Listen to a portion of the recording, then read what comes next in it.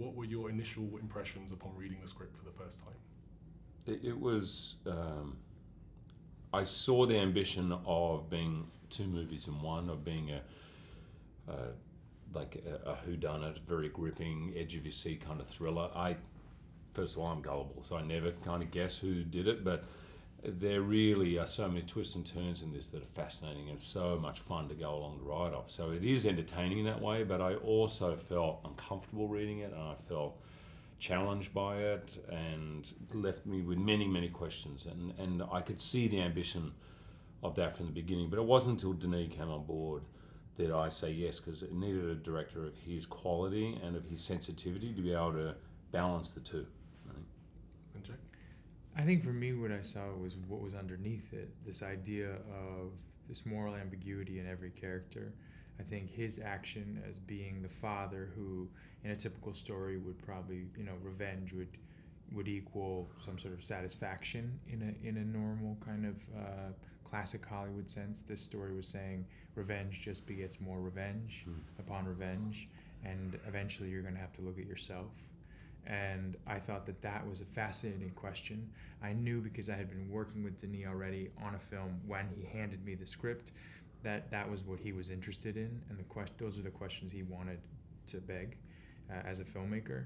And so that was already exciting to me. I think I was interested. I was also, when I first read it, a little worried that the detective would only become a sort of expositional piece.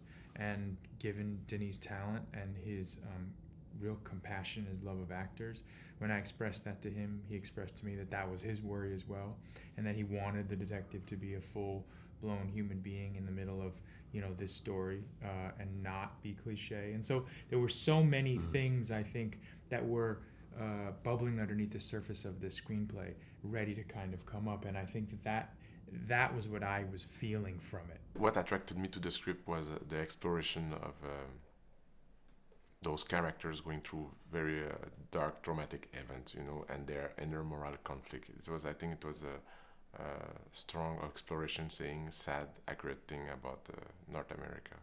There are so many traps playing the detective, because you're given all the exposition, as any actor knows is the greatest burden of all, to make it interesting. That alone is tough, but actually, instead of just being a facilitator, someone read me a review, and I said to you, I was so glad they wrote it. The New York Times said that Jake anchors it emotionally, which is one of the greatest compliments, because that's what Jake brought to it. And it's not just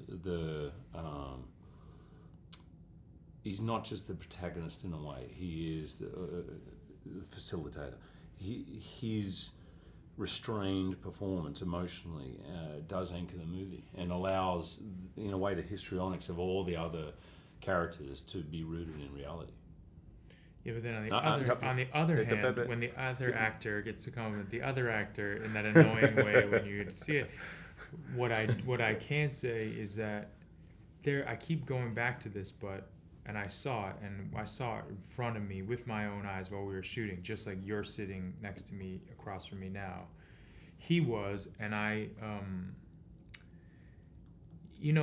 I think in the business of making movies, entertainment business, and the business that we're all in one way or another, particularly as an actor, and when you get a great deal of success like he has had, I think the ability to show vulnerability and to not perpetuate this idea that people are, perpetuating generally, like big movies you do or the success you've had, to be able to turn and weave and try new things and stuff. This performance that he's given in this movie, as everybody has attested to, almost every review that I have read about this movie, is all about how extraordinary his performance has been, and also about how vulnerable it is, and that's what these feelings bring out. It is a thriller, yes it is, and it's about a man who avenges this situation, but it really is about the vulnerability and the benevolence of human beings in the face of something ridiculously horrific, almost unbelievably horrific. And so in that way, there was a really wonderful balance, and I think I was amazed sitting across from him watching some of the scenes in this movie and his work. It was a privilege, and it was a very cool experience, and I know the audience is going to have the same experience that I did. Hugh brought a lot of vulnerability to this character, and that's what I was aiming for. Because people, I remember some executive saying that they were afraid that the audience wouldn't love Keller Dover, the father. They said, we don't like the main character. And I was saying to them, it's not that important. We don't have to love him. We have to understand why he's going in that direction. We have to we don't have to agree with him, but we have to be close to him, to close to his fear, to his vulnerability, to his anger, and to be in an intimate relationship with him. And then the audience will be ready to follow him. And that's why, in fact, one of the reasons I work with Hugh Jackman is that depth and that generosity, and it's a very powerful actor. So it was what he brought to the story, a lot of humanity to the character. Jake, on the other end, was working with a character that was less defined in the screenplay, so he brought a lot of elements. We did a work with the screenwriter, Aaron Guzikowski, and Jake and I, we did working sessions to try to define the past of the character and to bring him inside the story, because it was more like a storytelling device in the screenplay, I should say. I wanted him to be a real human being, so the confrontation with the father will be more powerful. The problem with such a movie is that every day there was something tough.